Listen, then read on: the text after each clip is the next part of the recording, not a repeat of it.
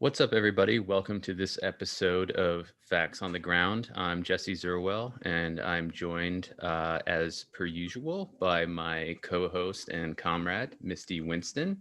And today we're pleased to have on Keith McHenry, who is one of the co founders of the Global Food Not Bombs movement, if you want to call it that. It's been around for a very long time and has provided a lot of urgent mutual aid to people around the world.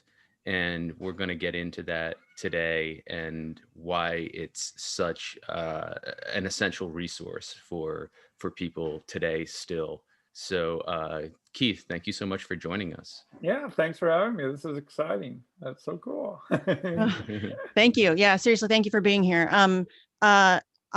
There's so much honestly that we could talk about, like the backstory to Food Not Bombs and your involvement in it. Like Jesse said, it's been around for a very long time.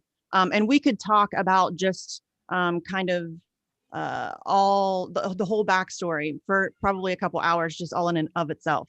So I'm asking a lot for you to like kind of condense it, but I know we've only got so much time.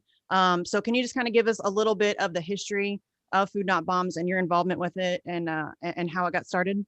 Yeah, so cool. So I was a produce worker at a natural food store called Bread and Circus in Central Square, Cambridge, and an art student at Boston University. So I was throwing away a lot of the wilted produce, and I felt bad about it. So I started taking it to these housing projects a couple of blocks away on Portland Ave, and I got to talking to the people there one day about this new building across the street, and it turned out it was called Draper Laboratory, and they were designing the guidance system for intercontinental nuclear missiles. And that's where I got the idea for the name Food Not Bombs. And it was also graffiti that I was doing outside of the when you exited a Stop and Shop in the Boston area, I would write money for food, not for bombs. It got shortened to Food Not Bombs. And then the other thing that was happening is I was taking American history from Howard Zinn, who wrote a book called The People's History of the United States. And he talked about how he was getting arrested at these protests in Seabrook, New Hampshire, at the Seabrook Nuclear Power Station construction site. And so I started working with Clamshell Alliance and the Coalition for Direct Action at Seabrook and going to those actions. And so the first big one was October 6th of 79. And that was really transformative. It was like probably maybe 6,000 of us tried to climb into the construction site, but they used like huge military force to repel us. And then on May 24th, we went back, tried it again.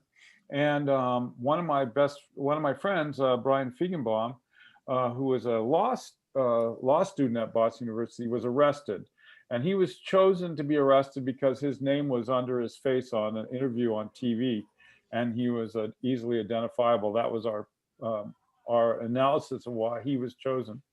And he was charged with felony assault with a deadly weapon. And we got some wealthy guy to give us some money to bail him out. And then we proceeded to organize bake sales to pay him back. And so that they were typically very unsuccessful. And so one day I had a moving company called Smooth Move in this old beat up van that we had. And I picked up a poster that was being thrown out and mounted it on cardboard. And the poster said, wouldn't it be a beautiful day if the schools had all the money they needed and the Air Force had to hold a bake sale to buy a bomber? And so it was, we got the idea, well, why don't we dress as military generals? And so we bought some Army Navy surplus uniforms at Central Square Army Navy surplus. And we made little like general badges and stuff out of cardboard. And we went out and we told people we were trying to buy a bomber. And it's stopped people in Harvard Square with a lot of stuff for people to pay attention to, but they stopped and talked to us because of this.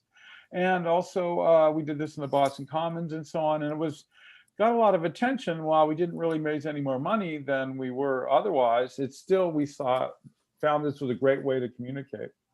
So the final thing that really becomes kind of the Food Not Bombs that we know today is, and if you can imagine, Reagan gets inaugurated in January of 81. And on March 26th of 81, we have an action planned outside the stockholders meeting of the Bank of Boston. And our idea was we were going to dress up like hobos, like in the Great Depression. And we had this flyer saying, if they continue like the Reagan economic policies and the policies of the Bank of Boston, and this is at the outside the Federal Reserve Bank, that there will be a future where people will have to stand in line to eat at soup kitchens, and it'll be just like the Great Depression again. So we need to organize and stop that. So we thought if we had a soup line, it would be in front of this meeting. It would catch people's attention. They'd be emotionally shocked by seeing this, and therefore they'd be interested in our information and why we were opposed to the policies of Reagan and the bank. Well, we realized we did very poor outreach to get a bunch of our friends to look like hobos and show up. So I went to the Pine Street Inn, which was the shelter that survived from the Great Depression. In those days, people just like about maybe 30, 40 guys sat around on tile floors and tile benches in this room to basically keep from freezing to death. And then they'd be let out in the morning to wander around the streets. So I gave a little speech to them at midnight, and they turned out they were like all excited. Wow, a protest like the 60s, this is so cool. And they showed up, and sure enough, we ended up with this soup line. And business people and passersby and stockholders going to the meeting and stuff were pretty shocked that there was such a image in the community so soon after Reagan got into power. Some people expected at some point that that would happen, but not 30 days into his administration. And so then we decided that night, after talking to the guys that came to eat, who explained there was no food for people that lived outside, that we would just quit our jobs and do nothing but just take food to housing projects and Rosie's Place, the battered women's shelter, and so on. And then we would make meals and we'd serve them on the streets every single day. And so that's what we did. We all quit our jobs and did that. And that's how basically the 8 of us started Food Not Bombs. Was there a catalyzing moment for you to start Food Not Bombs? Something that Reagan in particular did, or perhaps what does it take for a person Carter, to be like, I'm going to quit my job? Yeah, perhaps Carter just before him, who really wasn't anybody to write home about either. Well, we were actually under Carter organizing against his increased nuclear budget himself, right? He was a nuclear engineer, and that was already in the works. And there was also there was a temporary point where there was no selective service, but under Carter they brought back selective service. So we were organizing. In fact, the first organization I was super involved with that turned out to be everyone in the organization was FBI, with the exception of me and one friend, Franco Flitto, was Boston Alliance Against Registration, the draft. And you know, when you have like massive surveillance experience like that, and you're like a virgin in the spy world, as I was back then, like maybe 18 years old, 19 years old, didn't realize everybody I was basically working with every day was feds. That was a big shock. So, but you know, once you have that first really intense experience where that becomes revealed, the rest of the surveillance that's gone on for the next 40 years is like, well, of course, that's what happens. And you can see, and you get to the point where you get surveilled enough, you even have numbers for the plays, you know, like the, you know, there's the different honey traps that you can go through, you know, all that stuff. So anyway, that was back then. But I would say, like, really to get to the fundamentals of how I became an organizer is somewhat a tad more interesting. So I was given Walden written by Thoreau by my dad when I was maybe in the 5th grade or something. And I had just learned to read, so I read the shorter part on civil disobedience. That immediately, like, the Vietnam War is happening, the civil rights movement. My town at that time was segregated. We had a colored only side of town, a whites only side of town. And so I was living through that, and part of Thoreau's, and that again was in Boston at the time? No, and that point was in Luray, Virginia. So I grew up in national parks, and my dad was working at Shenandoah National Park at the time, and we Okay. had. So that was when they desegregated. They basically announced that the people on the west side of the tracks, the Black community, had Down syndrome, and so they just put them in special education, whether they did or not, as a way to keep them away from the good white people. So they had so segregation died hard in Luray, Virginia. Um, so then the other thing is eventually went away to school, because Park Service kids often were going to this little boarding school run by the Presbyterian Church in Utah. And so I was there in Mount Pleasant. I went for a hike up in the top of the Wasatch Peaks and saw all this smog coming in down the valleys. Well, as a child, when I lived at the Grand Canyon, my grandfather had taken me out to the Hopi land before they had electricity, before Peabody Coal came there, when they were just starting to pour the original footers for Glen Canyon Dam. So I'd seen that area and been to the snake dances and saw how amazing and magical these traditions and this place, this sacred area was.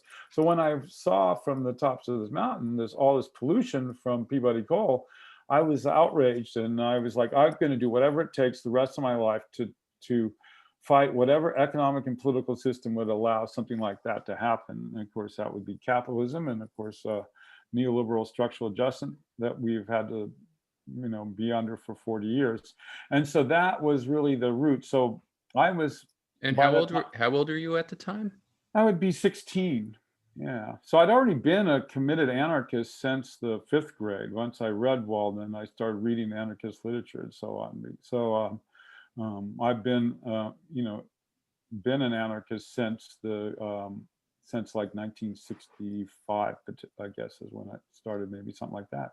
So so that was a transformative thing. And then another area was my grandfather on my mom's side was OSS, and he was one of the people that directed Operation Meeting House, which is the largest single bombing campaign and loss of life in a bombing campaign in world history, according to Daniel Ellsberg in his most recent book.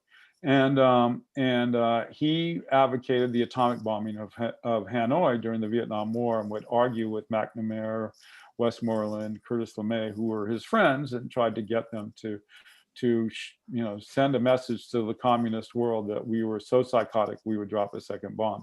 So all those things or a third bomb, really. So all those things like galvanized me to be looking for opportunities for social change. And then as an artist, I was perceiving through Not Bombs myself, and the rest of us, I think what united the original 8 of us was theater and art. And to us, it was performance art that we were doing. And that we wanted to, there was back then the Marxist-Leninist parties, Trotskyist parties, Maoist parties, all of them were kind of the dominant thing in the American left, because, they had resources, money, in some cases even backing from either the Soviet Union or communist China. And so we were sort of marginalized as anarchists, but we were still actually, quite active and pretty large throughout the community, but sort of like marginalized by the rest of the left as a result of being a threat to them. So any rate, that we just felt like why do you think they felt like Food Not Bombs was a threat to them? Well, I think more anarchism, in the beginning of Food Not Bombs in Marxist-Leninist groups in Boston, it was viewed that the people we were feeding, the homeless, were the lumpen proletariat, right. And you could never organize an a revolution with them. They were just the people to discard. You only needed the workers, and they were the vanguard workers. Right. And we were non-hierarchical. That doesn't bode well for hierarchical organizations. And by lumpen proletariat, you mean the proletariat, the part of the proletariat that supposedly doesn't have any political acumen, I guess, if you could say, or awareness of where they stand in the class system. I think that's what Marx meant by that.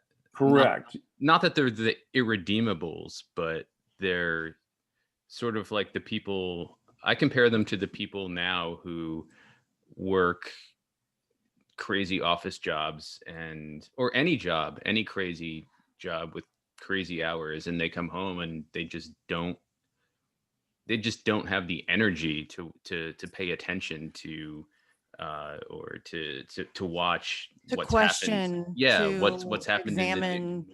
right. Yeah. Yeah, and it's not so much willful ignorance as much as designed ignorance Programmed. Yeah. by I the mean, it's capitalist system. Well, I think the system is designed that way to mhm. exhaust people so they don't have the energy to really know what's going on. Exhaust and propagandize and make it incredibly difficult to find accurate information. And it's very effective. Yeah. Oh, absolutely. I think a lot of the things, for instance, just even the formation of formal schools have been successful way at, you know, making sure social change doesn't happen. The whole idea that we never talk about class issues, but you could talk, like there's never a connection that racism is actually an important tool of divide and conquer by capitalist class, and that they're pitting us against one another for a strategy, and not that it's a natural thing that just happens. Correct. And so and I think the Marxists, it was kind of interesting. The first couple of rallies where Food Not Bombs shared food at these protests, because we were in solidarity with whatever the message of the protest was, whether it was against nuclear arms race or war in El Salvador or something like that. They would the organizers would try to kind of shuffle us off to the side, get rid of us, because they were afraid we would attract unhoused people to the protests, and therefore it would delegitimize the seriousness of what they were doing. That actually relatively quickly changed, and people living those groups started seeing the advantage to increasing their numbers with unhoused people, and as a symbol of what's the failure of capitalism. So that did switch at some point. And then, of course, when the Berlin Wall came down, everything changed. And those organizations fragmented, had internal fights over property, things like that. And then, and we started to flourish. And that's when we started to also coincidentally flourish worldwide. But there's also a whole repression that's occurring in the US. So that inspires that, which is, first of all, in Boston, in 1985, I was a graphic designer, and one of my clients was the Boston Red Sox, and I had an office in Kenmore Square in Boston, and I was approached by the Business Association, which I was. Many of my clients had retail shops in the neighborhood, and so I did a lot of promotion for the association, as well as for my being paid to advertise their businesses, like hair salons and pizza places and stuff like that. So so anyway, they asked me to take a picture of this black guy. They called him a black guy, and then put a round circle around his head with a red line through it, saying like a no parking symbol, saying wanted out of Kenmore Square, which is where Fenway Park is, next to Kenmore Square, 1 block away. And I thought, that's insane. That person's our dear friend, Mr. Butch. And it would just be damaging to the business community here, because everybody loves Mr. Butch. And you could tell that he was like he was a real estate broker in the neighborhood. He didn't even think of the idea that this guy might have a name. And so I refused to make this poster, and I offered to actually serve food in what's called Lansdowne Street, which is the street on the outfield of Fenway Park, in these abandoned warehouses that were there after every, before every game, but that I could not promise that we would eliminate people panhandling the fans, but I'm happy to do that. Well, that didn't go well, and things got really out of control, and eventually I ended up getting quite a number of credible death threats and so on, and I was evicted from my apartment and my office and all that. So I went underground, and then eventually it's turned up in San Francisco, where I decided that I would start a second chapter. And I took notes on how I started that chapter. And I had the illusion that San Francisco was America's most liberal city, and I found out that at Haight and Ashbury, area, there was no meals on Mondays. So a group of people, I got together in a Chinese restaurant on Haight Street. We decided we do every Monday at the entrance to the park at noon, which we started doing.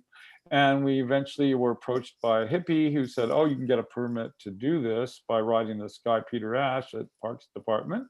So on July 11th, I did that, and of 1988, and never heard from the city. Kept trying to find out if there was some kind of permit or something that was supposed to come, and I assumed it was all pretty benign. It was, that there was nothing serious about this. But on August 15th of '88, about 45 riot police emerged from Golden Gate Park and arrested 9 of us, and that became what was a pattern of ultimately over 1,000 arrests over the course of 8 years, and the last 750 of which were for felony conspiracy to serve food in violation of a court order.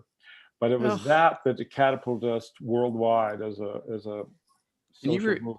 Can you repeat that? Felony conspiracy to serve food? Yes, felony conspiracy to serve free food in violation of a court order. Oh my God. That is absurd. Okay. The fact that we live in a society where that's like a sentence, you know what I mean? And like, it's, first of all, the fact that we even have like hungry people in a country as wealthy as the United States, but then to make it like a conspiracy, like to feed them, what is going on when that's like normalized? Yeah. I mean, to me, that seems so ridiculous. And as you were saying, Keith, this was in '88, which was quite a while ago. So yeah, there's an evolution to repression against homeless people that, if you read the Grapes of Wrath, those laws that are used in California against unhoused people are essentially the same as, 647. I think was what Steinbeck referred to in the Grapes of Wrath, which is now altered to some other letter, E or something, but it's still the same idea. You can't be looking like you're homeless in public. You could be arrested. I think things are getting much more dire now.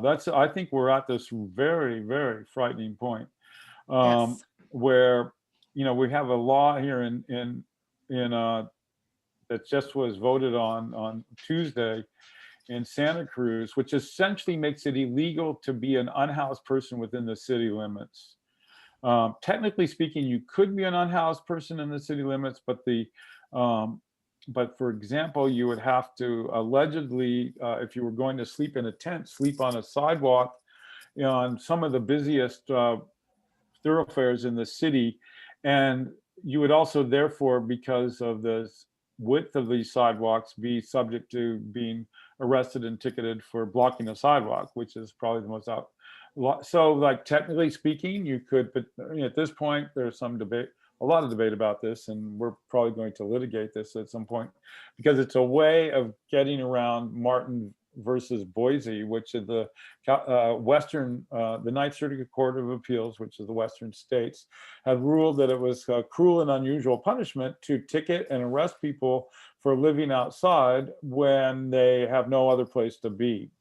So according to that rule, that court order, that everybody, that once you have everybody inside, whether it's a shelter or however you got them inside, then you can start ticketing people that are outside for sleeping outside, as long as that person could, before they were ticketed, have access to an indoor space. But that, of course, isn't happening. That we're right now, we're facing eviction tsunami. We're already seeing very dramatic impact here in Santa Cruz of new people moving to the streets. We had 3 new people approach us just in the last hour of March 2nd, trying to find out where they could legally park without being towed and arrested for sleeping in their car, which is actually technically nowhere. But anyway, so this ordinance has gotten to the point where the city government is actually proposing that everybody be forced out of the city into a camp, and that they be obligated to accept that impact, that camp allegedly would be free because you could wait for a van to bring you back to town, and then you could catch that van to get back. But you're on the schedule of that van right now. In one of the limited areas on the edge of town that they have available, you have to catch the last van at, I think, about 7 o'clock. So people that have jobs who are unhoused, that are depending on these resources, often complain that they can't get back to the camp, to the van to get to the camp. You missed your van 3 times, you're kicked out of the camp, all your belongings are gone. Okay, but hold on, So Keith, can I interrupt you for 1 second? Because something you just said was another one of those. You just said that these people that have jobs, they can't make it back to their homeless camp. That's the fact that, and I think people forget this. And I don't know what the current statistics are, but I remember a couple of years ago, it was something like 40% of the homeless population is employed. And the fact that that's like a thing that we are just accepting of, and it continues, and we continue to demonize the victims of it, is really bizarre to me. Yeah, like if you're in Santa Cruz, for example, you have to make $35 an hour to afford a 1-bedroom apartment. Now, basically Google engineers and people like that are who have access to these facilities, unless you were here for a long, long time. And many of our friends have lost their place. I mean, every week we have lifelong friends that lose their places and have to leave town because they can't afford to be here. So that is yeah. And the other thing is, say for instance, you don't even have a job like where you get a pay stub and somebody gives you a check or cash at a job. That's the traditional kind of idea of a job. Every person that lives outside has a full-time job just living outside, because you have to lug your things around in circles. You have to have, it often takes 2 people to go to the bathroom, one to watch your stuff while you're going to the bathroom. Well, you have, the logistics are, it's so much easier to be a housed person, logistically speaking. It is incredibly difficult, and you have to be very smart and very adaptable and have all kinds of resourceful. It's just it blows my mind. So I've actually suggested that we start a program where you learn, the housed people could pay like $25 an hour to an unhoused person for a day to learn how to live unhoused, so that in the eventuality of you being evicted, you would already have at least an 8-hour class by a professional unhoused person who could show you the ropes of what the best doorways are, how you can get electricity when you need it, how to get in and out of jail rapidly without losing too much of your belongings, all the things that you need to, the skills that, how to find a shower, for example, all those things that are very difficult to do. And that's why the homeless camps are so important. They are a lifeline for literally tens of thousands of Americans, because you can actually walk away from a camp and have your friends watch your stuff and anticipate that most of your stuff will be there when you return. That is super important. And the fact that that these homeless sweeps, which are contrary to the CDC's guidelines and so on, are just so. I mean, I just saw the. It's so cruel. It's unbelievable. But the language of the people after them act like these are not humans. They act like the people that, and that's the same. I have a friend that swastikas on his birth certificate. He was born when Nationalist Socialists were in power in Germany, and he ended up over here in Operation Paperclip. His father was involved in that, and but he just remembers the whole hatred of unhoused people, which was no fault of their own, with considering all the economic chaos that occurred after World War One, all the stuff that went on. Of course, there was like huge dislodgement of people, and it was worldwide. And yet, that language is like very similar to the language that politicians use now when speaking about unhoused people. That then, of course, there's the saying, first they came for the homeless, but I was not homeless. And that is, we're at that very edge of where it's going to be okay for housed people to put unhoused people in camps outside of town. And it's going to be navigation centers. It's going to be benign.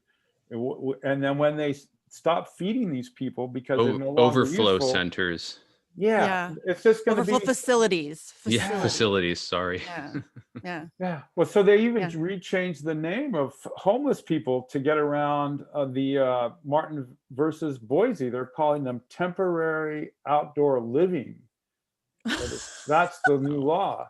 The temporary outdoor living ordinance. Are you TOLO. kidding me? That can and they have apply to anybody walking down the street. Yeah, it's frightening. So it reminds me of like when we were first arrested in San Francisco and the Haight-Ashbury, the real estate industry was renaming the Haight-Ashbury Cold Valley because they knew that people perceived the Haight-Ashbury as a low-income neighborhood. So by just changing the name to Cold Valley, which there was a little area near there called Cold Valley, then they could charge more money and get like full price on what they were doing. So this like getting, to, oh, these aren't homeless people. This isn't an anti-homeless law. This is a law regulating people who are temporarily living outside. It's unreal, the bullshit that they are like able to get away with. It is really like out in the open. That's incredible that they're able to me, like hearing you say that, it's to me, it's obvious bullshit. So it's crazy that's and it's a law meant to protect private property and the owners of private property.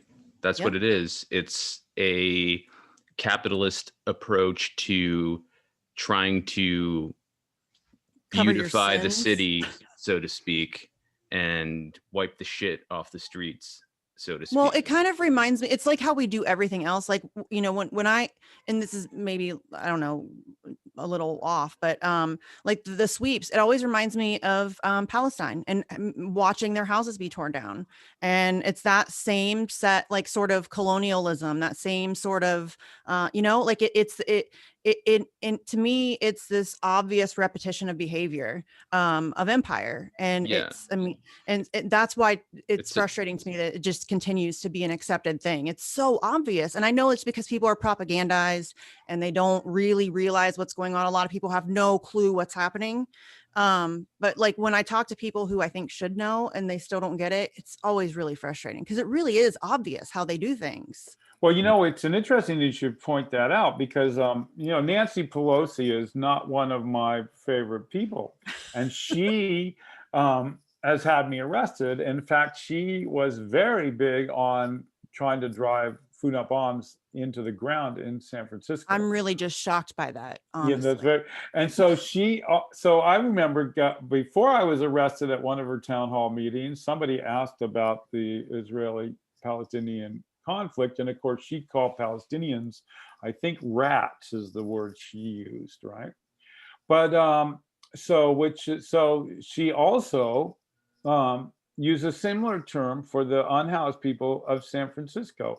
Well, it makes a lot of sense that she would have that point of view. That's where she's receiving her money. Her family is one of the wealthiest real estate speculators in the state of California, as is Dianne Feinstein, completely corrupt. And to them, and I think it's also interesting to point out that in all the cities where we have been arrested for sharing free food, it is the most liberal Democrats that are in both the mayor's office and the city council, the city supervisor's office. And it's often the most liberal city councilor or politician who initiates the campaign against Food Not Bombs. This is, no surprise. But why do you think that is, though? I know it's no surprise to people like us, but what's your stance on that? What's your theory on that as to why they are so vehemently against such a humane operation, if you will? I think there's a couple of things. First of all, they don't want to become the emperor without clothing. They're supposed to be Democrats, and liberal Democrats are all about the little guy, the people, and so on. But they, of course, only are beholden to transnational corporate power. They have no actual, that's just a scam. As anybody that's watched like the last 40, 50 years of the Democratic Party, or even before that, but I'm only 63, so I don't know what it was like before that. But anyway, so I think that and so therefore it puts a lie to, it makes it such an obvious lie. If you can be in the most liberal democratic city in America, and you are able to take recovered food and hand it out and feed unhoused people that food, yet your megabucks Democratic Party government can't actually do that same task, and they don't want to do that task because from their perspective, that would mean that those unhoused people would stay in their community, and these are not humans after all, and they need to be gotten rid of. And so it's much more of an antagonistic thing to them, whereas the Republicans typically go. In fact, it was very weird. So it was this very liberal lesbian city councilor in Orlando that was having us arrested at Lake Eola Park. And she owned a bunch of condo developments in that neighborhood. And so they're having us arrested. So then at the Libertarian Party of the United States, whatever it's called, they decided they'd have their national convention in the same park that we were being arrested at. And they told us they had 400 people willing to be arrested serving food in Lake Eola Park in protest to the city government. Well, eventually the city government had to give up because the thing became totally psycho, and we still serve twice a week in Orlando. They never were able to stop us, and it actually helped us a ton because there was Commander X did like a nice bunch of images on local tourist websites and so on.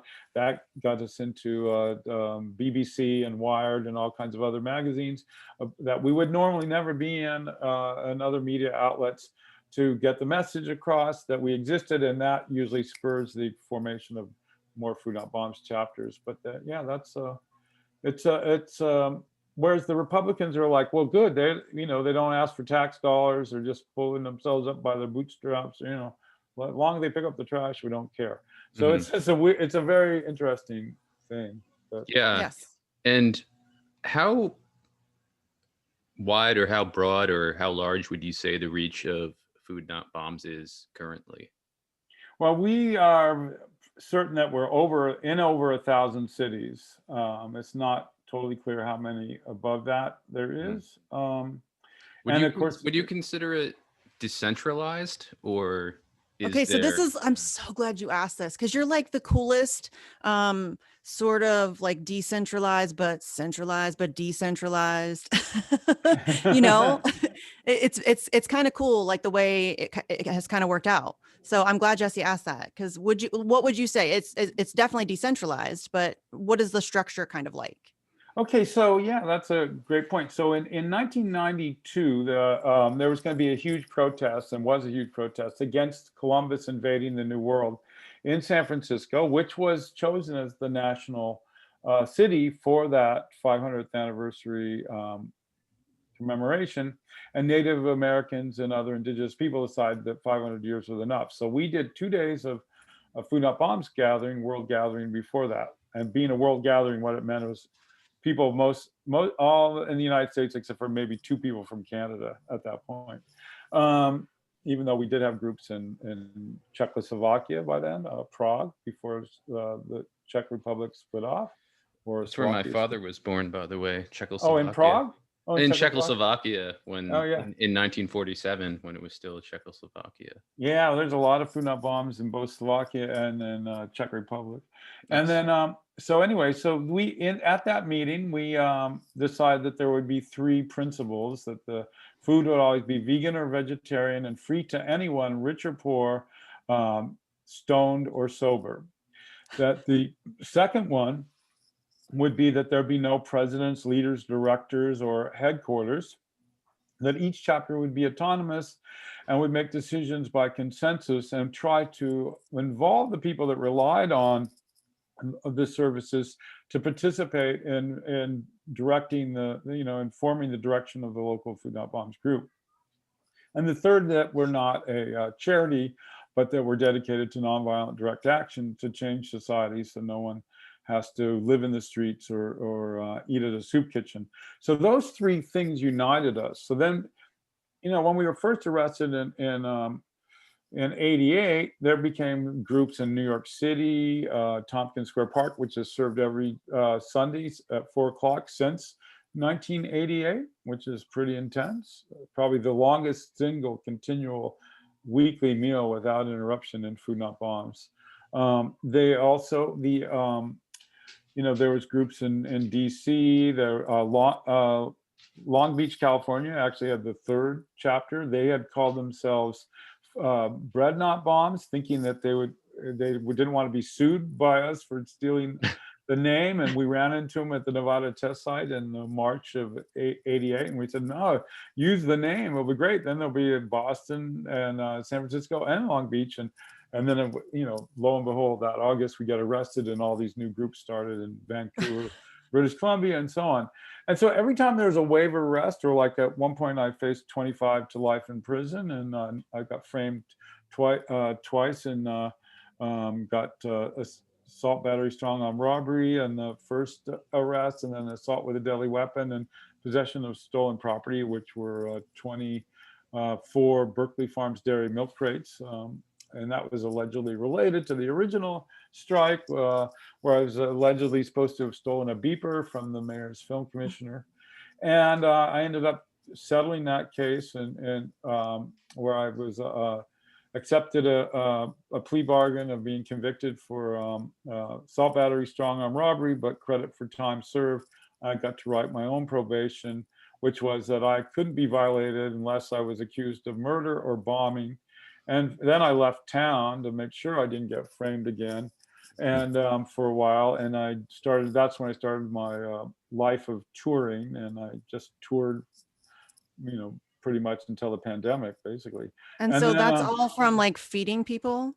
Yeah, this is all. Like that's crazy. Yeah, and it depends on. So in 1988, Thanksgiving weekend, people were coming home to San Francisco, and we have a button called the Food Not Bombs button of the carrot and the fist, and National Guards people in uniform would come up to the people wearing that button and say, "Hey, we just studied that group, Food Not Bombs, in counterterrorism class this weekend. That's one of America's most hardcore terrorist groups."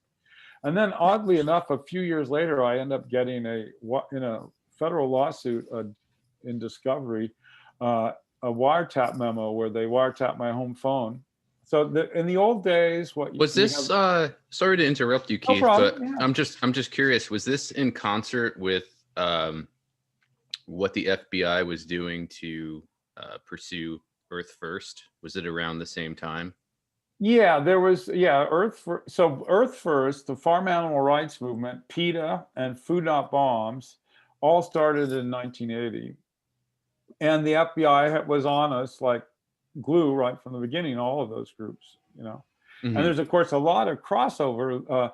Much of the Green Scare prisoners were also Food Not Bombs volunteers. In fact, I'm not even sure there's anybody. I know, like, for instance, Bill Rogers, who's a very dear friend of mine, he started Tucson Food Not Bombs before I moved to Tucson. And he started Prescott, Arizona Food Not Bombs. And I was actually spent a week with him in the bookstore Catalyst in Prescott probably about 3 months before he was arrested in that massive raids. And Sarah was in it. Almost everybody in that in the Green Scare was related to Food Not Bombs. Jeremy Hamden, who just got out of prison. Yay, he's out of the halfway house too now. Yeah, so he was like 10. He and his twin brother had done Food Not Bombs in Illinois. There's Judy Blum as well, who was bombed. Or Judy Berry. Yeah. Judy Berry. I'm sorry. Yeah. Judy Berry was a dear friend of mine. She did not do Food Not Bombs, but we did food at many of her actions. We had pirate radio stations back then when we started Indie Media in 95, 93 and 4. Around then we had San Francisco Liberation Radio. I'd be on her radio program up in Mendocino. She'd be on mine. And we went to Redwood Summer and to all those actions and provided food at the base camps. Mm-hmm. And so that was yeah, there were, and then you had like Shack, the people in Shack, and Andy's brother started Long Island Food Not Bombs. He was in Food Not Bombs before he started doing work against vivisection, and which ended up in Marion prison and in isolation and so on. So there's like, and then Eric McDavid. I actually was hanging with Eric McDavid and with Zachary and Ren and Anna, who has a real name now, which I forget the real name, who framed him. He got 19 years in prison for terrorism, but he was found that the entire plot was completely designed by the FBI. He had nothing to do with it, and he was freed after, I think, 10 years in prison. So we so we have been in that kind of subject to a lot of scrutiny. We have like lots and lots of Joint Terrorism Task Force documents and so on, as through like either random ACLU lawsuits, and started piecing together those things. We've been doing more Freedom of Information Act requests in recent years to get more documentation. And it's I was blacklisted from employment in on the 14th or 15th of September after 9/11. I was fired from my job at the time, which was working as a graphic designer for United Way of Tucson in Southern Arizona. And then I was fired very quickly after my next job. And then the third job, the woman who was my supervisor was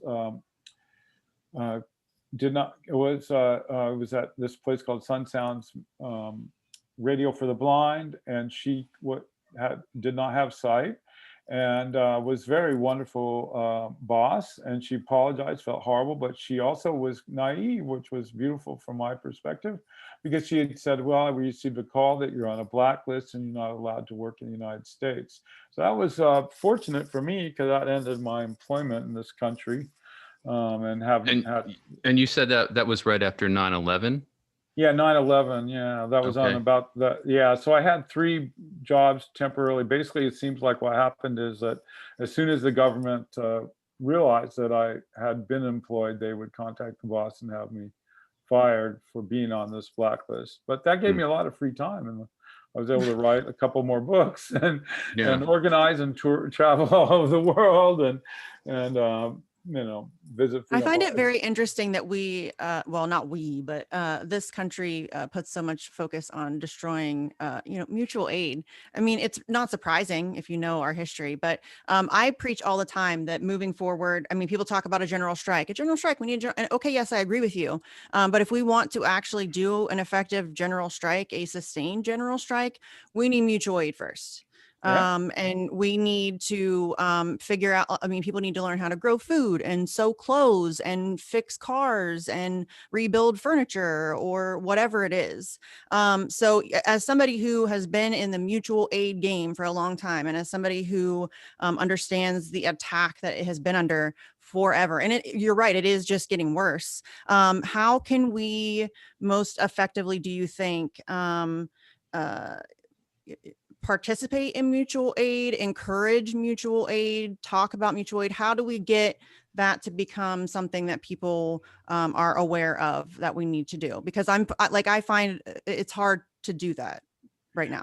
Well, it's interesting. I think this is the greatest period in mutual aid history, actually, from at least since the Great Depression, I would say, and some states maybe in the 60s. But the pandemic actually opened the door to many mainstream people in the world, not only in the US, but other places, that you cannot depend on the corporations or the governments to provide for you. That's just not even possible. It's not even reasonable. They made it so obviously clear that they don't give a crap about anybody, that, I mean, this last vote, the stimulus bill and everything, it's like a big screw you to the working people of the United States. Relief bill. Yeah, relief bill.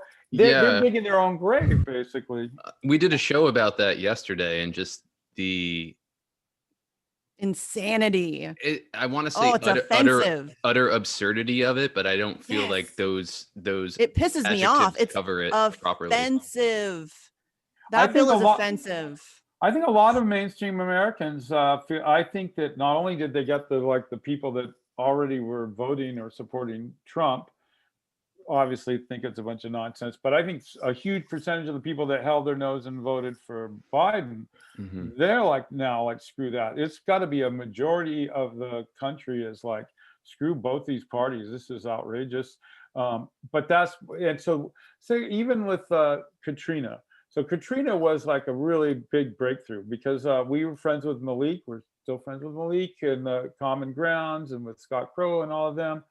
And we Food Not Bombs mobilized across the entire North America to bring food for 8 months to New Orleans, to Houston, to Coventry, to Waveland. We worked with um, uh, a couple of people from the Rainbow Family, and we had worked with Veterans for Peace Bus, and we coordinated this relief effort for 8 months.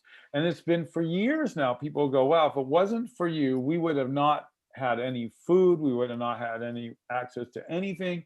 You saved our lives. When I was touring before the pandemic, people would come up to me, go, yeah, if it wasn't for Food Not Bombs, we don't know what we'd have done.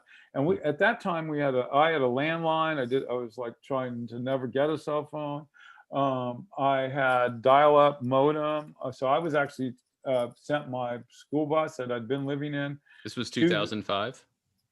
Yeah, I guess that's when Katrina was. Yeah. Yeah. So I was doing. We were feeding Camp Casey, which was this. So what you're saying, like with the general strike, you need to have food all the time. We've actually provided food to striking families for years. We broke the Mohawk blockade. The state of New York was trying to starve out the Mohawk Nation because they refused to pay state taxes for tobacco sales because they felt it was their sovereign right. And because we were gringos, we just came in with all the food in our van, over and over again. So we did that with Dan Ranch out in the Shoshone. So we've broken a lot of blockades. We're very similar stuff with the Aboriginal people in both New Zealand and in Australia. We have when I went to Australia, the elders of the Aboriginal community did a special smoking ceremony for us because we were there with their tent embassy. We were the only Aboriginal people that were on the front lines with them through this struggle since we started organizing in I think 1989 in Melbourne. Melbourne Food Not Bombs actually the group that figured out how to do the behind the scenes FTP file transfer protocol on indie media, which then of course was things like Facebook and stuff ripped off. But so so that kind of like mutual aid and being out there, and we helped organize kitchen. We made this effort during Occupy. We actually lost a couple of volunteers who got to prison during Occupy, getting framed by the FBI, including 3 volunteers in Cleveland and what was called the Cleveland Five. And but we have already the logistical background to be able to pull this off. So we would organize 99% cafes or other kinds of creative names for the kitchens, but it would really be Food Not Bombs equipment. Food Not Bombs would be like kind of the core, getting it together at Occupy. In fact, some of the initiators of the actual action in Zuccotti Park had been some of the core Food Not Bombs people in that area before they got involved in doing that. And Food Not Bombs was super active in helping set up that kitchen in Zuccotti Park, and so we're prepared for that kind of thing, and I think the pandemic really showed that. We in cities all around the world, the only people out on the streets were Food Not Bombs or other mutual aid organizations. You didn't have governments, you didn't have corporations. Everybody was locked down. You know, I just find it so bizarre that I hear like on the NPR or something, if I tune into that, which is an endless array of bullshit about how you got to get a vaccine. It's really bad.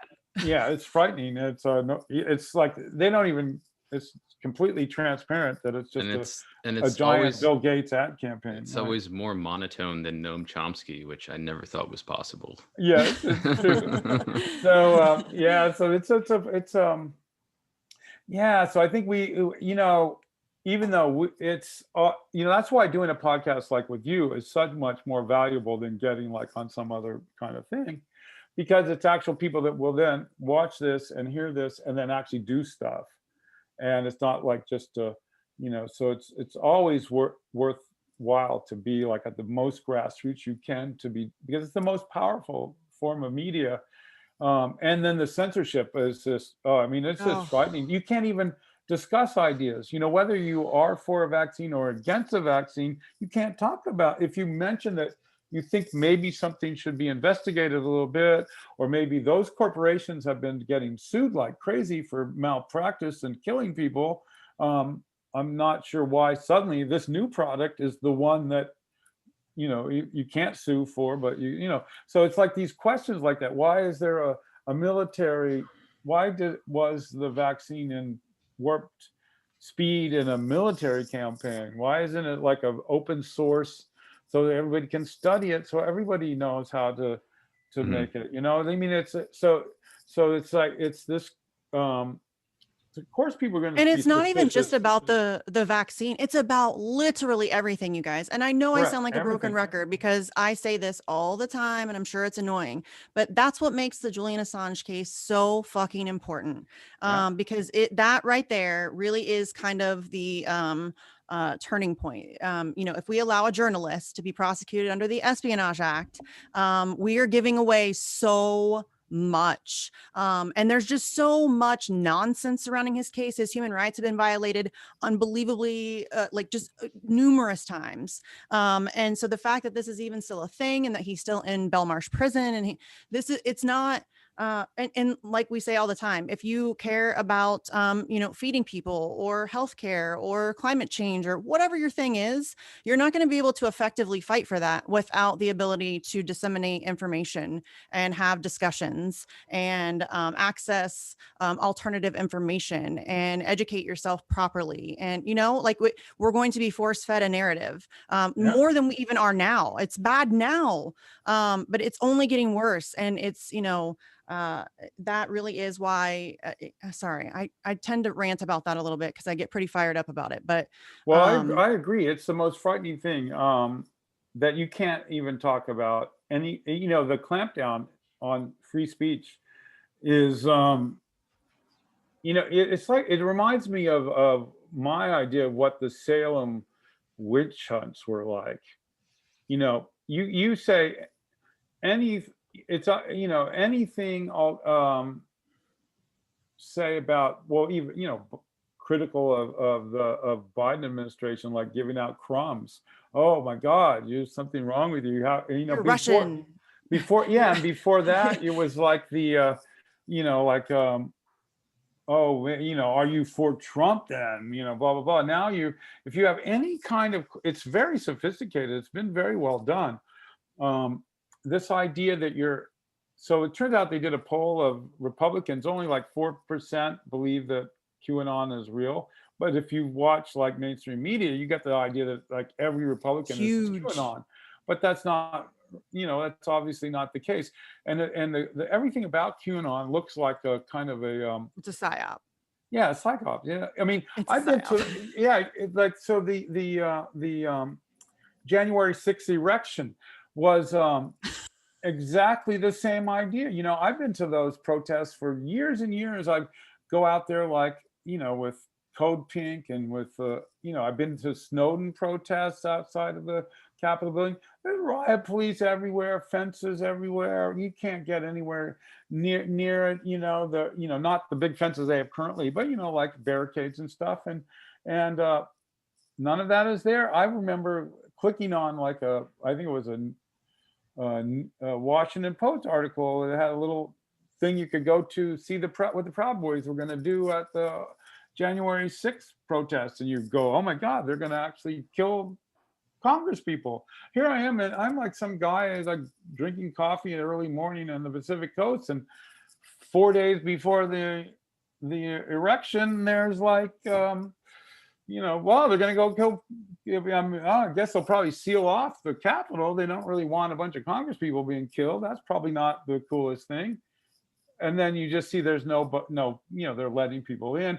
I was in DC. I was in DC days before that. So I think I got there like, I don't know, Saturday or Sunday. And I was there. I think the 6th was a Wednesday. I left that morning. And people this was no surprise. Like they try to pretend like, oh, well, we didn't know it was going to get like this. We were unprepared, but no, people were talking about it, on DC radio. People in the gas stations were talking about it. It was no like mystery or secret or surprise that there was going to be a lot of people showing up to the Capitol. And you're right. Every other time there's a protest that's known. Listen, we were just there the Force the Vote protest, which there was like, I don't know, 20, 25 people that showed up. It's in the middle of a pandemic. It's in the middle of January. So it's freezing cold. Not a lot of people came out. But they were surrounded by cops. There was like 50 cops at this protest for like 25 protesters. But you're telling me that days later, when they know there's going to be a massive amount of people showing up to DC, they don't have, like you said, barricades or extra law enforcement on hand, or that's ridiculous. Come on. You can't actually. And the idea that Trump manipulated it and Stone and them, like, were the, look at, they have like the FBI employees or the head of the groups that are organizing this thing, it's like, it's a credit. So yeah, I think that was, a lot of us that have been to protests, when we're watching that, going, oh my God, how could that's like kind of like a left-wing dream, like, oh yeah, we'll storm the Capitol. I remember in the 60s we were thinking that would be great. Oh, listen, don't say that, because I tweeted that and like a whole group of people now hate me and call me a Nazi collaborator. Yeah, right. It's like insane. Because I was like, hey, we can storm the Capitol. Like, oh, let's do that. Like, let's go, leftists. Let's go, like, healthcare. Let's go. And people are like, oh my God, she's cheering on Nazis. No, I'm not. I'm saying let's do that. Let's go get some shit done. Like, we don't have to be violent, but let's go get some shit done. Yeah, it's insanity. Let's go. Yeah, it couldn't be. It's kind of amazing how effective that's been. But also, there's been a fair bit of pushback, which has been, even though there's this kind of intense, like, oh, you can't. Yeah, I think it's so clever. It turns out I have a really great, close friend who has been involved with the NIH and stuff like that, and she's worked on these vaccines. So I had no real strong opinions. I was never going to get one, but I wasn't really like, oh, well, screw that. I didn't really care until I hung out with her in December, and I was like, wow, I better look into this. But my impression was, I think a lot of people's impression was, okay, Lansing, Michigan, you have these like guys with Confederate flags with AR-15s, and they're going to open the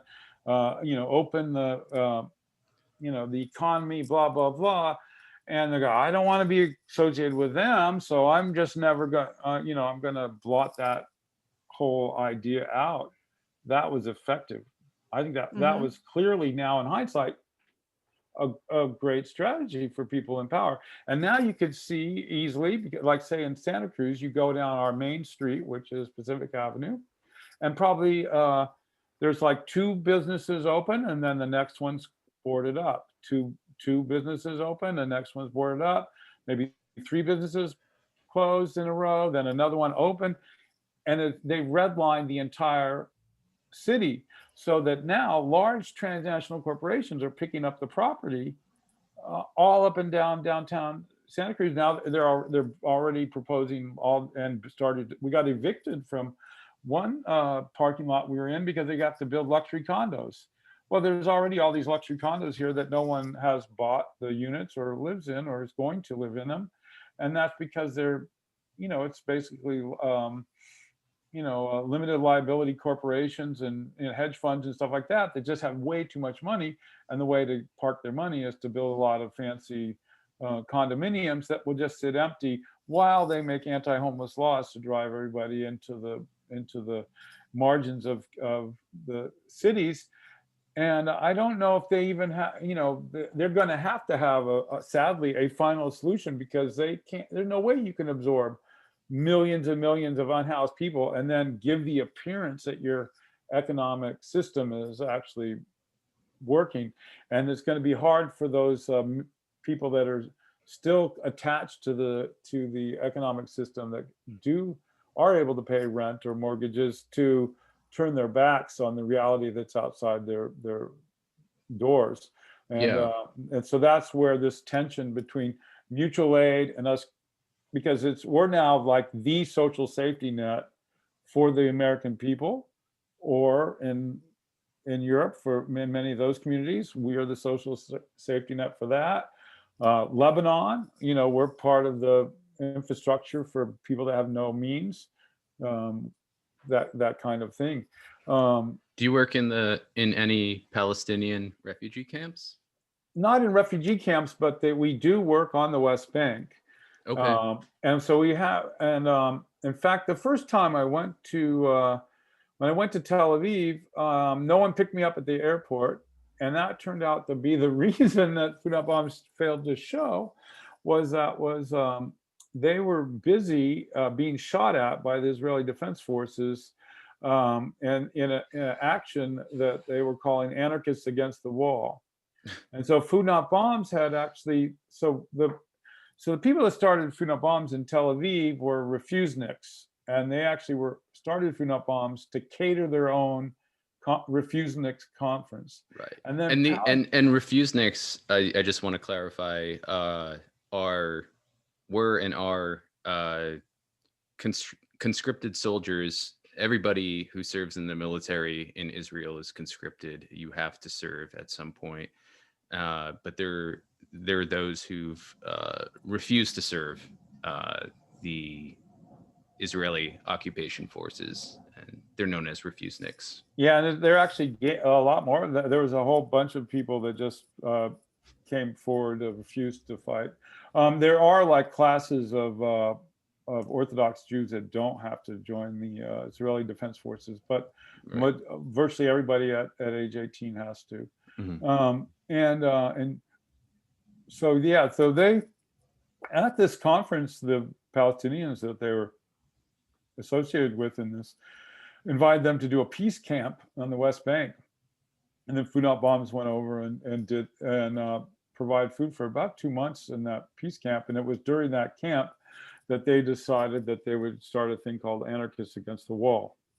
And the day I got there was the first major action that they did. It was, I think, the December 26th of, I forget what year it was, but back a long time ago. And then and so then that was just that night we were in Jaffa editing video of that to do video press releases, and finally we hooked up with everybody, and to watch the shooting of Gil and all that was hardcore, to just go over and over again editing it to get, and if you go to Google Anarchists Against the Wall, you can still see like videos and stuff from that time and stuff since then. And that's been a really important movement. And we do have a Jerusalem chapter that's doing a lot of West Bank stuff right now as well. There's a pretty good anarchist scene in Israel, and there's a lot of collaboration of both the anarchist Palestinians and anarchist Israelis, and their slogan is the no state solution. And Nice. and there's a lot. That's where I came across. I was at the Food Not Bombs house in Tel Aviv, and I'm looking up at I see this book says no trespassing. I go, that's really a great title. I'll read that book. I open it up. The chapter 1 is called Homes Not Jails, and I'm like, whoa, man! And it has this whole section. The first chapter is about the founding of Homes Not Jails, which I'm one of the people that was involved in that, and me and this friend Ted Gullickson from the San Francisco Tenants Union, and turns out the author Andre Carr's mom is a good friend of mine here. I never put the two people together until about 3 years ago, and as his son.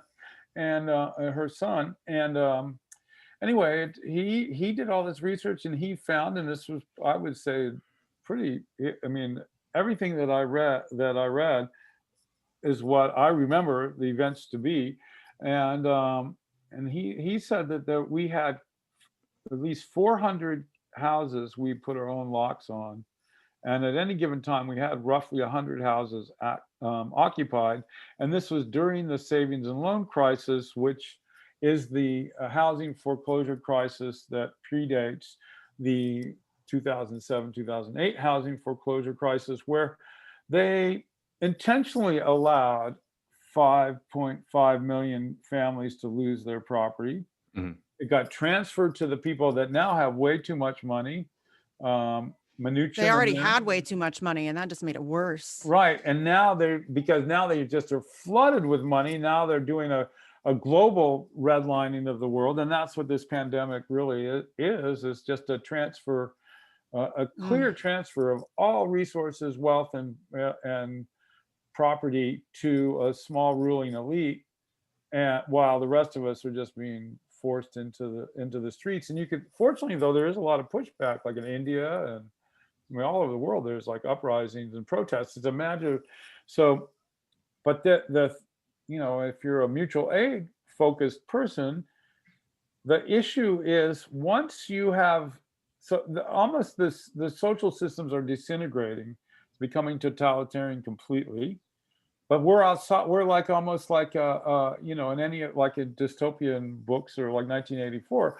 We're on the outside now of the system, and that is beautiful because we can create our own system, and we just have to continually defend ourselves against the onslaught of the militaristic system.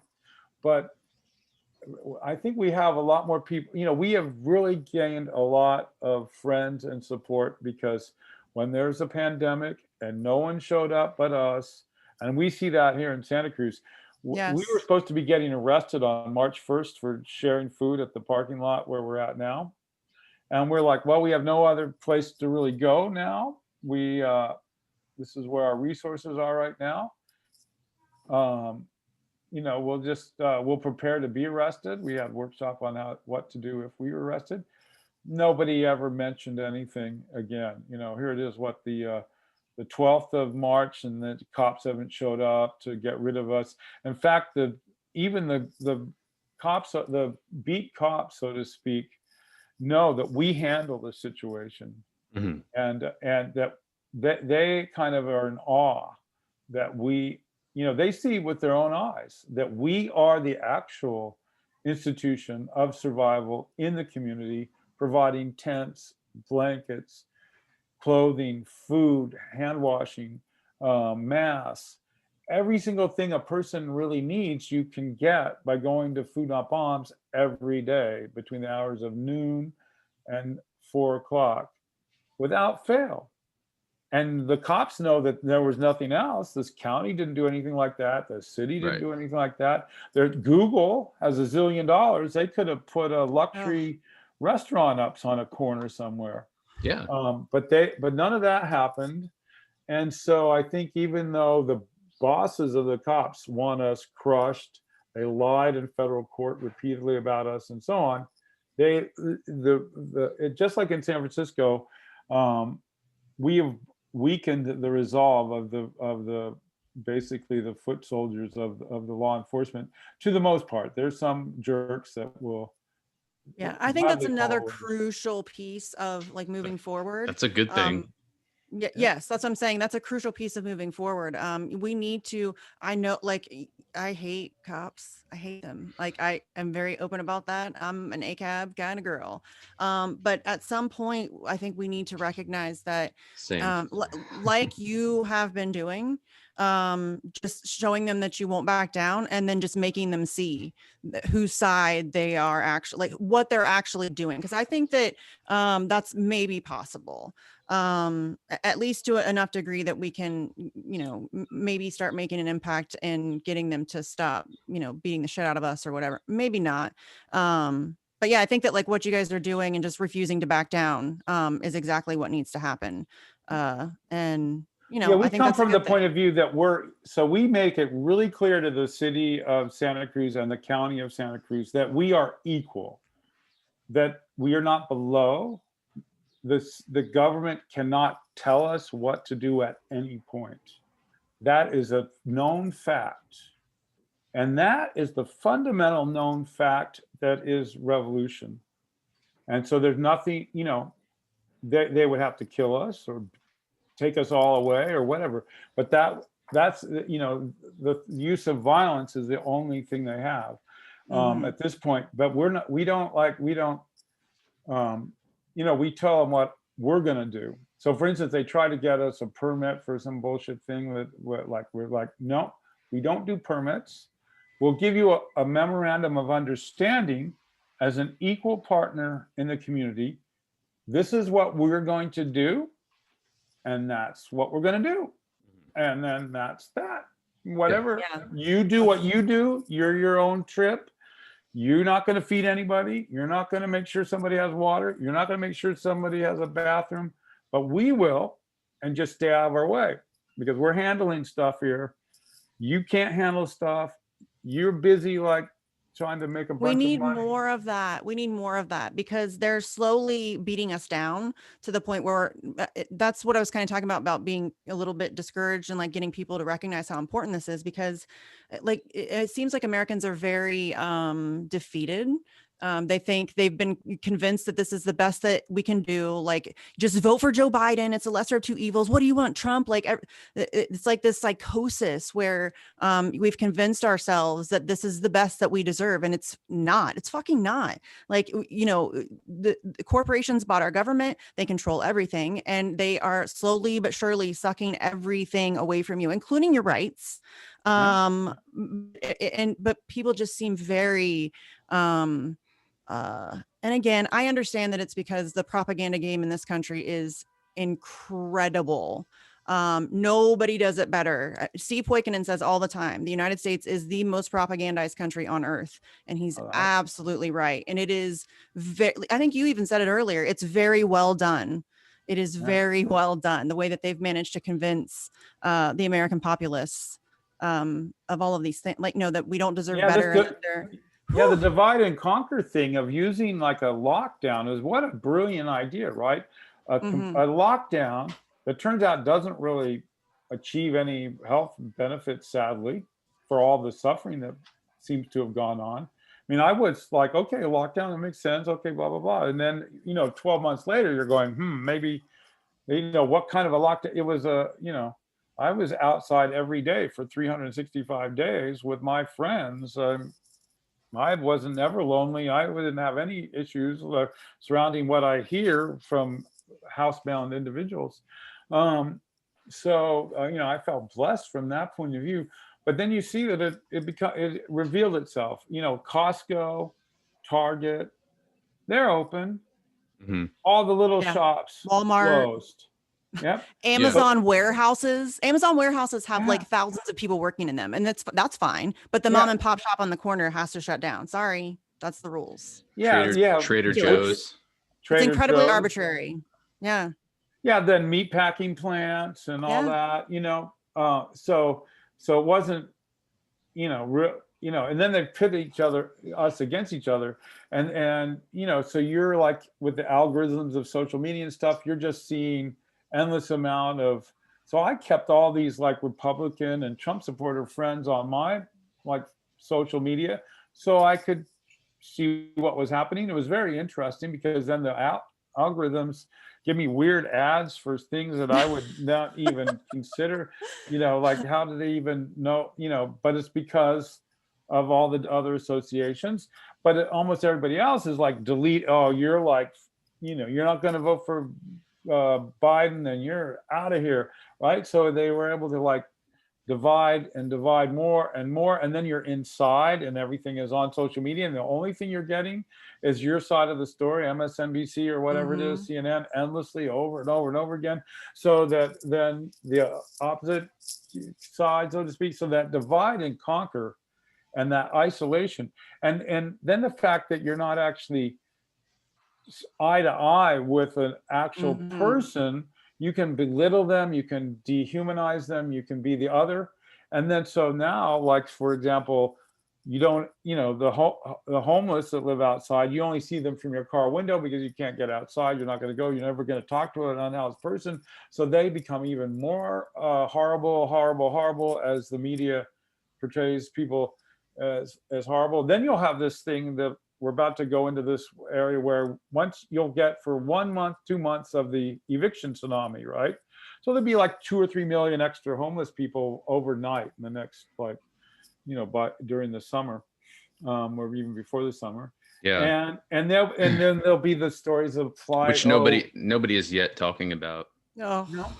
But it will be sympathetic for those people up until July. And then in August, those dirty people, why are they living on the streets? Can't they keep things clean? It'll be just like with the earthquake in Get a job. in Pull yourself up by your 89. bootstraps. Yeah, the or the Northridge forest fires. Yeah, the Northridge earthquake, or the Loma Prieta up here in San Loma Francisco. Prieta. Okay. Yeah, so we had like we were the only food for the first 3 days, and because we had propane stoves, we're outside. We weren't hooked up to gas and all that. We didn't have any electricity. We didn't need all that stuff. We were just we had tons of food. And so the Red Cross, it took them like, it wasn't until the 4th day that they came, and they went to the marina, the wealthy neighborhood, and gave out lobster dinners and stuff. So so they even within the end of the week, they had the good homeless and the bad homeless. If you were homeless before the earthquake, well, you were bad homeless. They tried to put you on a ship that was a military ship docked up underneath the Bay Bridge. And then if you're good homeless and you had that meant that you also had a marina ID, and you could prove that you were from the wealthy neighborhood of the marina, then you got a free hotel room at the Hilton, the Hyatt, the Marriott, and all that. So that's like an internment camp. That's every disaster. That's what happens, is you have. So those homeless people who were put on the ship, where did they end up? Well, in the end, they ended up back out on the street after a month of being under guard, with guns. They were able to come and go, but you had to go through metal detector and all that stuff, and they had like actual soldiers with that. Wow. M16s that guarded the ship. But then. Mac World was going to be at the Moscone Center, so they had to that was the original shelter for the first like 3 days, and they actually had one of the politicians goes, the good homeless people up here, the bad homeless down there. He used those terms, the exact word, standing on a podium directing people. They were like, oh my God, like people that were homeless before the earthquake are going to end up in the good homeless people's area of the Moscone Center. So then, of course, they had to get rid of everybody because they were starting to be a mixture of good and bad homeless. Oh my God! So that's going to be the case with this calamity as well. Mm-hmm. And what did they use to differentiate between good and bad back then? If you had nice clothes or didn't have nice clothes, or if your California ID showed a good neighborhood or a bad neighborhood. Oh, okay. So that's very fair. Yeah. I know we've been going a little long. I'm very sorry. I appreciate you taking the time with us. Do you want to, I really want people to know where they can support Food Not Bombs, because like you said, the new law they passed in Santa Cruz, like it's not going in a good direction. And we need mutual aid. We need to support people who are, leading the way on that. So tell everybody where they can find you, first of all, so they can keep up with your work, and then also how they can support Food Not Bombs, not just your specific chapter, but how they can find chapters near them, where they can maybe volunteer or donate or whatever it is that they can do.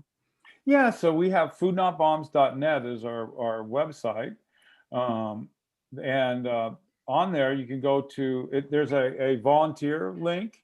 And then it's divided into kind of 2 areas there. One is how to start a Food Not Bomb, 7 steps to starting a group. And then the other is just what the tasks that typically are found in a local group. Under locations tab, you'll find a map, and that's the most accurate that we have been able to. We're always updating that and everything, but you should be able to go to whatever country or town or state or whatever, and find the chapters that some kind of links to the local chapters.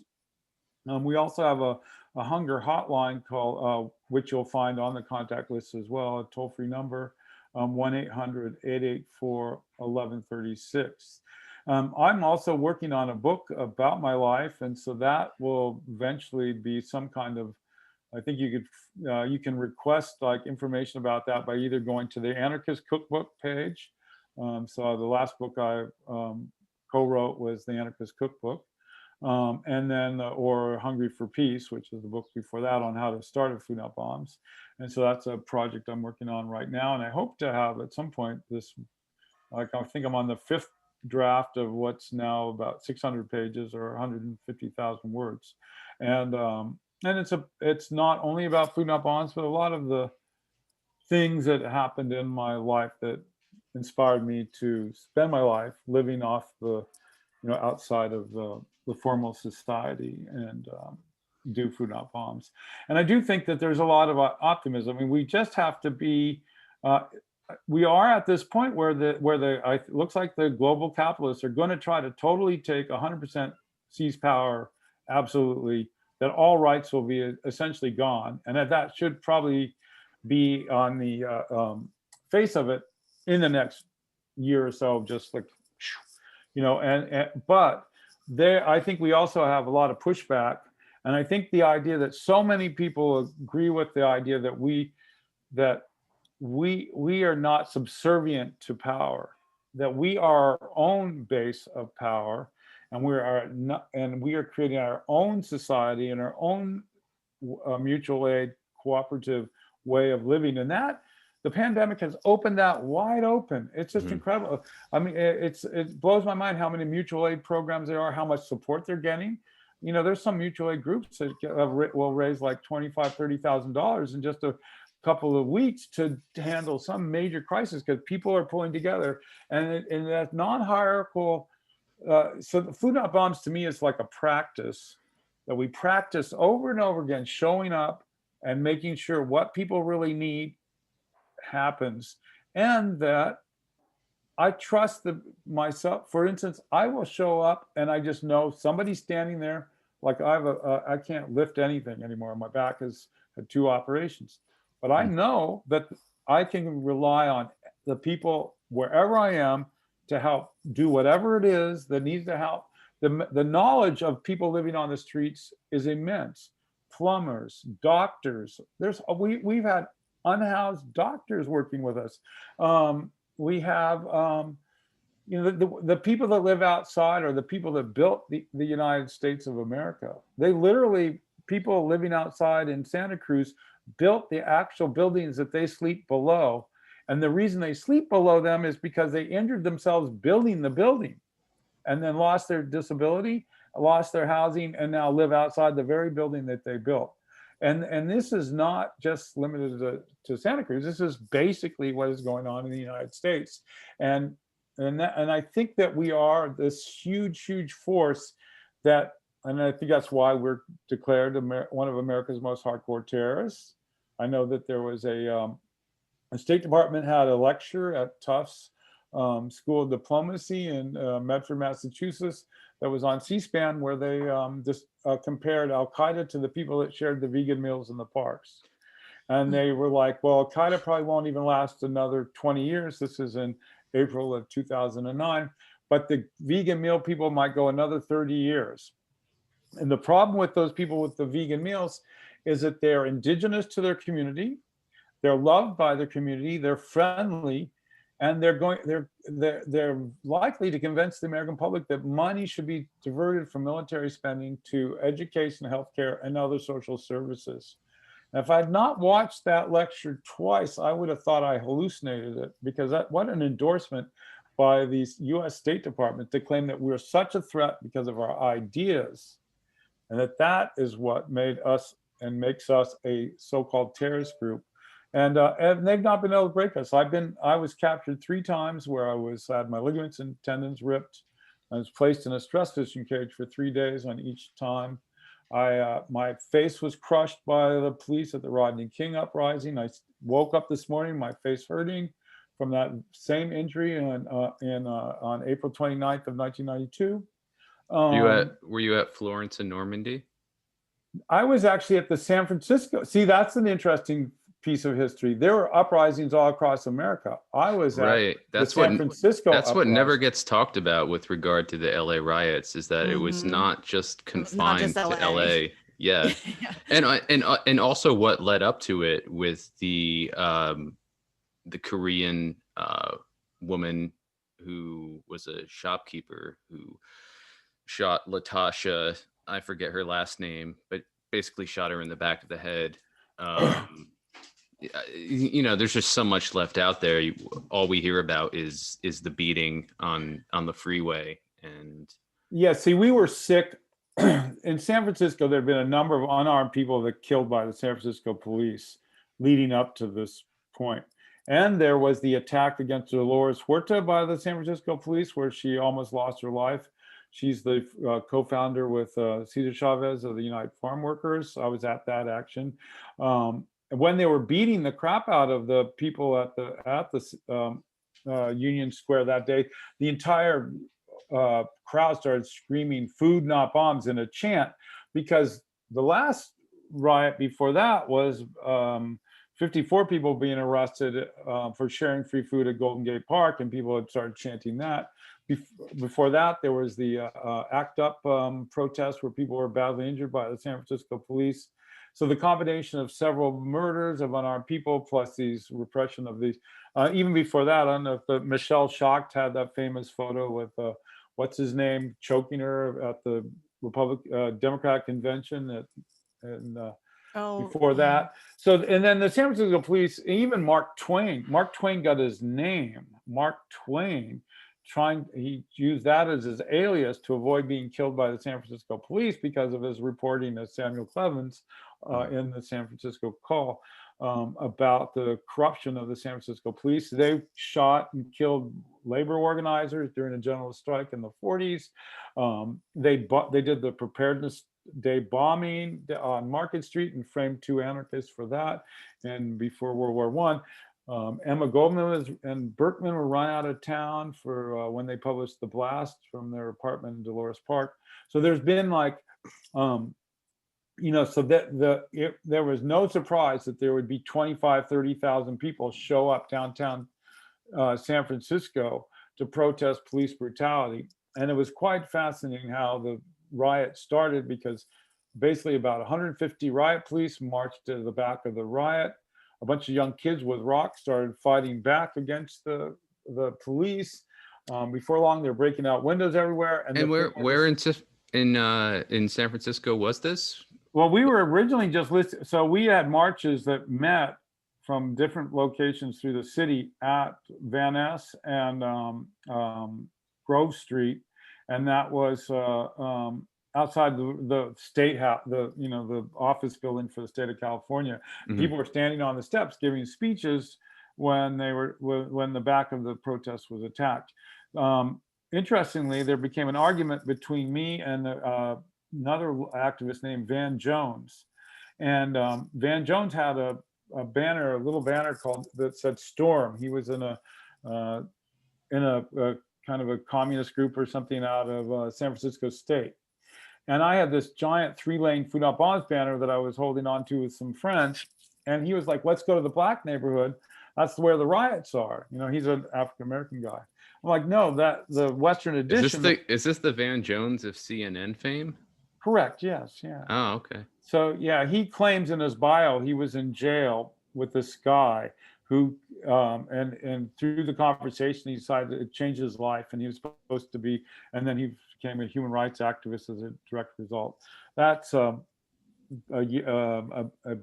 was in March before this action, where he and I were the last 2 released and 2 of the first jailed. He spent 14 hours with me in jail, and allegedly he never says my name except for to me when I see him. But otherwise, yeah, that's a secret.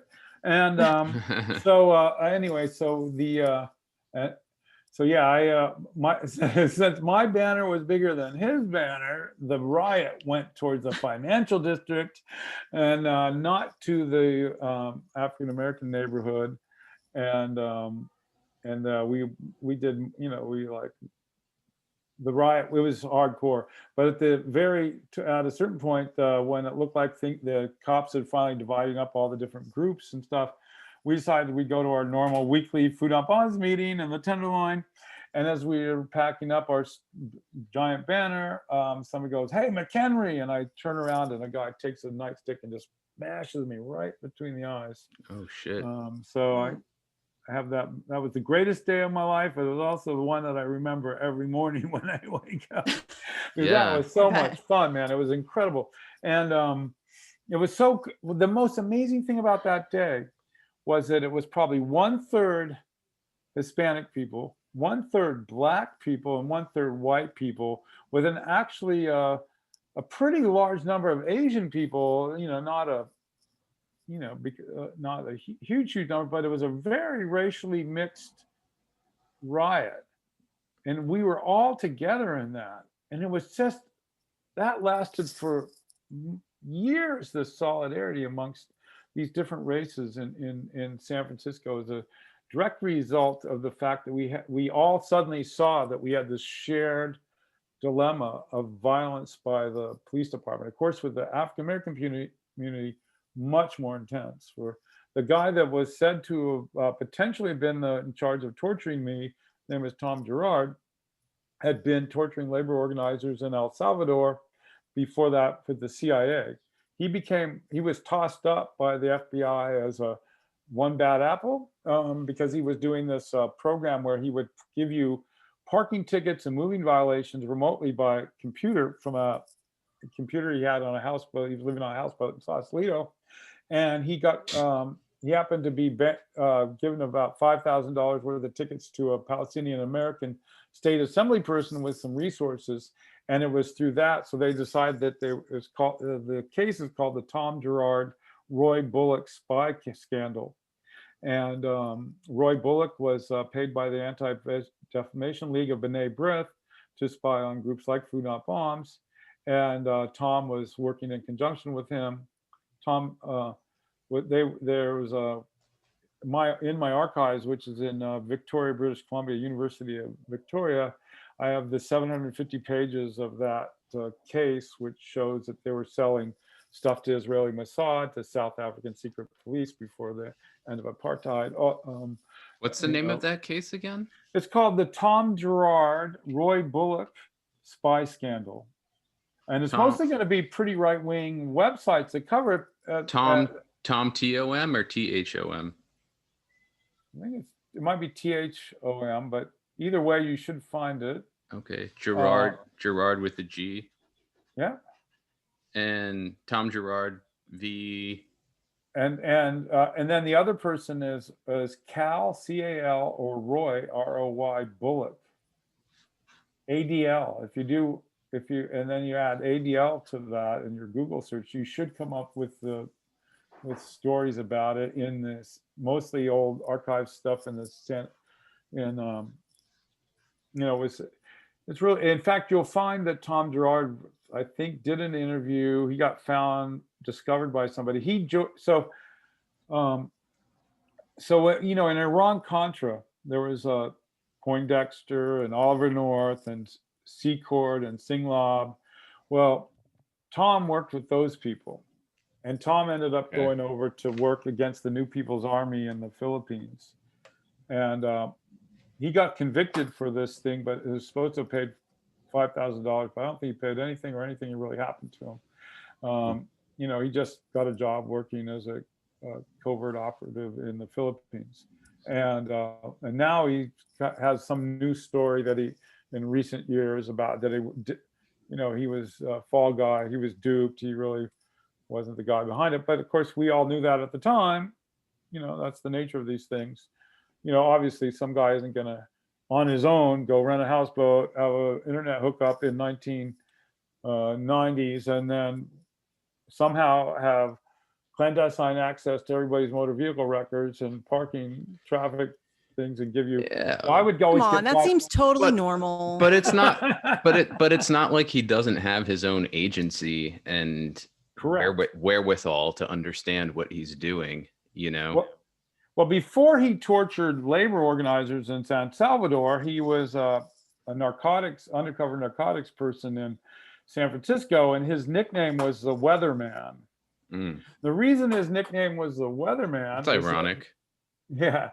Well, his job was he infiltrated some gang, even though he's white. Somehow he got a gang that was active in the black neighborhood and Hunters Point, and he was able to initiate. He knew when there were going to be drive-by shootings. He could predict them because he was behind them. Mhm.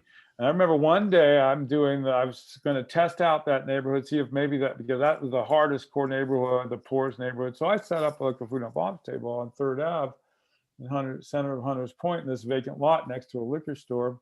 A lot of people came. The food went like that. Then I packed up, and sure enough, but Tom was not involved in this one. I don't believe. I think he was still torturing people in El Salvador at the time.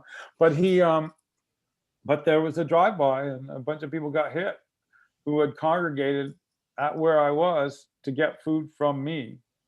And that was really, I don't know how many died, but people died. And it was like a drive-by, probably in coordination with the San Francisco Police Department. That's like kind of typical. What was the date of this? That would have been in the, that's probably about maybe 89, 90. Okay. 91 is the drive-by. The Tom Gerard, Roy Bullock spy scandal, I think we discovered that in about 92 or 93, maybe later than that. Okay. And Roy's last name is, you said Bullock, correct? Bullock, yeah. Like Bullock? Yeah. Okay. He's supposed to be, his front was he was an antique dealer. Mm-hmm. And he was a social butterfly in the gay community in the Castro. Mm-hmm. And but he was being paid about $125,000 a year to spy on left groups in San Francisco for the Anti-Defamation League of B'nai B'rith. And he worked in connection with Tom, who was former CIA, who was San Francisco Police Intelligence at the time. So Tom Gerard and Roy Bullock, were they bedfellows or were they adversaries? No, they just were. They just had a financial arrangement and coordination. No. So the case wasn't like Gerard versus Bullock then. No, it's just called the Tom Gerard and Roy Bullock scandal. Yes. Okay. So it as opposed to the Tom Gerard spy scandal or the Roy Bullock spy scandal. It was like this funny, and the reading is pretty interesting. They meet in these hotels downtown, both Tom and Roy, with the Israeli Mossad, and they give them so that like after we would be doing food outside the Israeli embassy or consulate in San Francisco, and then we'd get caught up in a bunch of stuff, and that's how we'd get reported. They called it the files were the Pinko files. The funny thing was also at that time, the police commissioner at the time, the head of the police commission was a guy named John Kecker. John Kecker, if you follow the Iran-Contra thing, he was the prosecuting attorney of like Oliver North and them during the Iran-Contra. Mm-hmm. And so we used to have a joke with him that eventually he quit. He was so freaked out by everything. He just resigned in the middle of a meeting one day because we were, and that's when Van Jones was like every week also coming down there like in a suit and like hassling the police commission every Wednesday night. But and then I had doubles. I used to get like, the police department had 3 doubles, 3 shifts where they had my wardrobe, which was, white t-shirt, black t-shirt, blue jeans, tennis shoes, long hair, beard. So they would do crimes. So so I remember on October 15th of 1988, this guy there was a woman had come with a video camera, which in those days was super unusual, and she videotapes this guy throwing police barricades at a group of riot police at a protest against the war in El Salvador.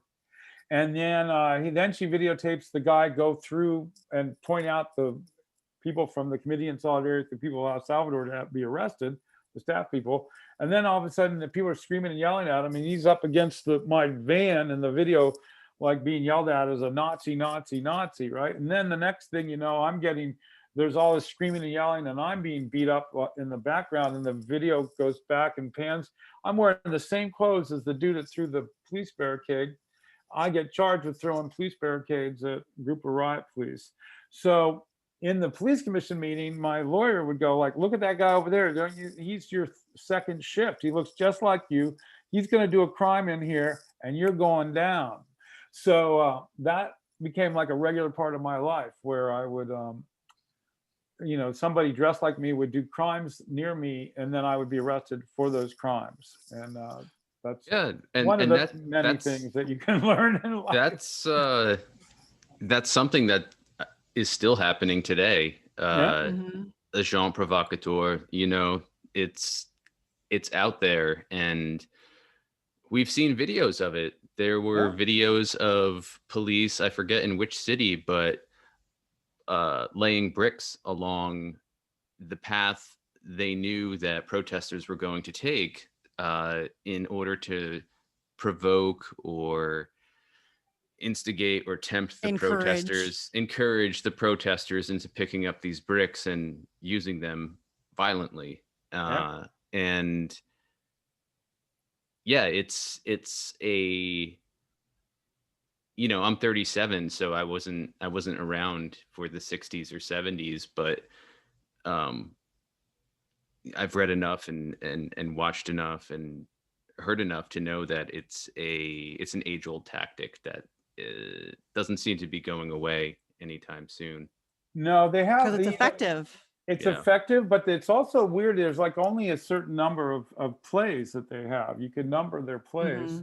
And they do the same plays endlessly, but they always work because part of it is there's a lot of, there's always new people that are not familiar with the plays.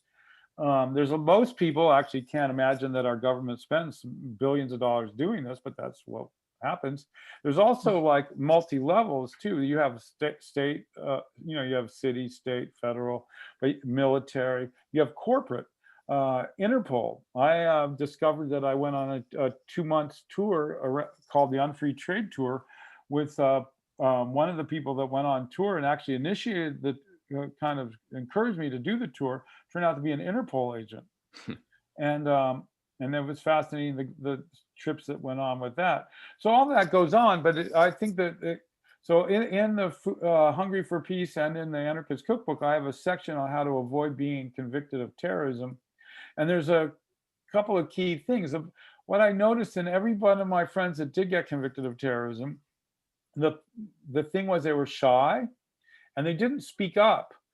So what would happen is there would be the informant, the infiltrator would advocate like some kind of series of violence over and over again as a joke. This is what sometimes it'd be, so you kind of think, well, maybe it's a joke, maybe it's not. So the thing is that you have to, in each case, the person that gets convicted doesn't go, we aren't joking about that, or is loud enough and clear enough that when the person, so what happens is that if you're really quiet, then the person that's typing the transcript from all the recordings of your meetings, it doesn't come off as being a denial, because you might just go or something like that, right? So when they'll just won't type that. So for instance, so then when if you end up lucky enough in court that the surveillance tape is also available, it can be slanted to make it look like you were supporting whatever the crazy action of the FBI. So it's really good to just say, no, I am not bombing that building ever, I never bomb things. And just say it really loud so that, but then there'll be an attempt, particularly on younger activists, 18, like teenagers and stuff like that, to make you feel like you're a wimp because you're not going to go with some kind of, our plan and blah, blah, blah. And don't you want to be cool? Or that girl, which turns out to be another FBI agent, really likes you because you're willing to do some kind of crazy crime that doesn't even make any strategic sense. So there's that, so that's, the surveillance. So myself, I've been under surveillance now since I know for sure since the late 70s, like all the time. I may have even married an FBI informant. I did have an FBI agent seduce a former wife of mine, she was my wife at the time while I was in custody. So these things happen. And but the thing is that be focused on what it is you're doing. Don't be intimidated. So we're creating a new society. We're rejecting and non-cooperating with the killer society that's around us. And we're replacing it with one where we're of mutual aid and of compassion, of cooperation. We're not going to be told what to do by all these illegitimate forces like corporations, like governments. And so we just will go forward. So and the reality is that is the essence of social change, is having our own autonomy, our own independence, and knowing that we are not subservient to these authorities. And that is the danger. That is why a group like Food Not Bombs could be considered a terrorist group, because we are not going to be subservient to these people, and it drives them nuts. Our local government here is going out of their mind because we just do what is right, and they know that the people know that what we're doing is right, and it put them in a very difficult situation. Yeah, it destabilizes the status quo, but in a very good and a very humane way. And the establishment, the state, doesn't know how to handle that anymore. They're in their own Elysian bubble somewhere, and any humane act, any voluntary humane act especially, they just look at as like the way we look at somebody taking a hatchet to somebody else in the middle of the street in broad daylight. They've just... Well, I should probably go. I've got to go. People stole all of our time. Keep you too long. No, it's fun.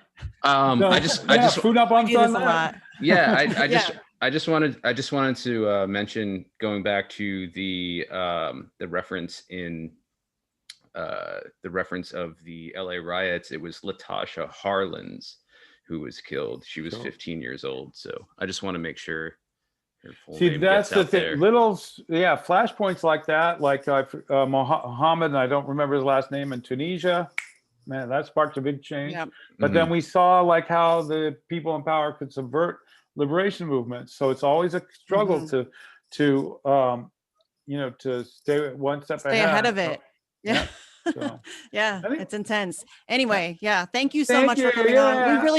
We could talk to you for hours. Like, seriously, I told you we could talk to you for hours. You have like an amazing life history and story, and so we would love to have you back on anytime you want to come back. Absolutely, it's beautiful. Yeah.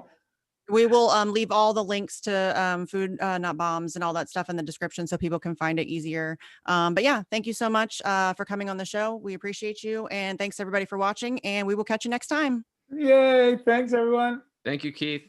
Thank you so much. I appreciate it. Thank you. Great. Bye. Cool. Bye-bye.